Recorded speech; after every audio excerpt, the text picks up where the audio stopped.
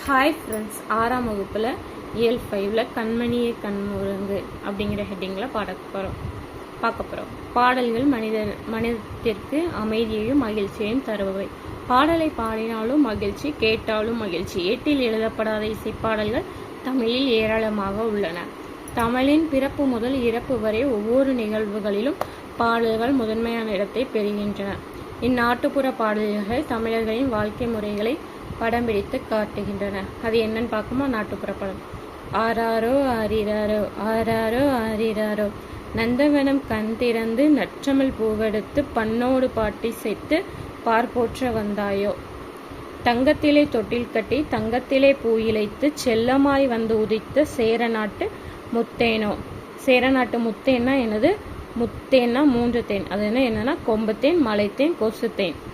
வாழை இலை பரப்பி வந்தாரே கையமர்த்தி சுவையான விருந்து வைக்கும் சோழ நாட்டு முக்கணியோ.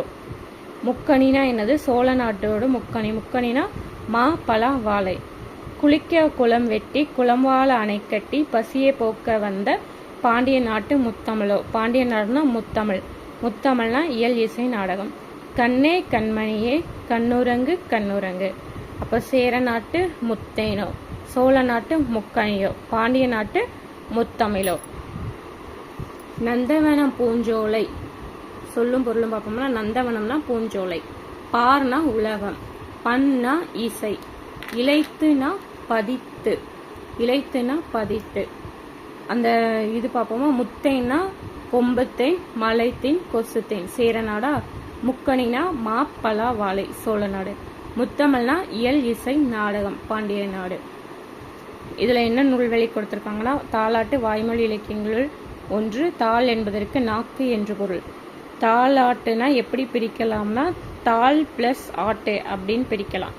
நாவை அசைத்து பாடுவதால் தாலாட்டு என்று பெயர் பெற்றது. குழந்தையின் அழுகையை நிறுத்தவும் தூங்க வைப்பதும் இனிய ஓசையுடன் பாடும் பாடல் தாலாட்டு.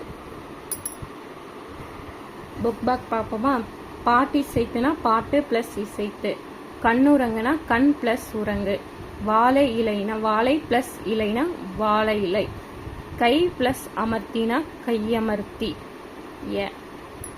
உதித்தனா அதோட எதிர்ச்சொல் என்னது? மறைந்த. உதித்தோனா மறைந்த.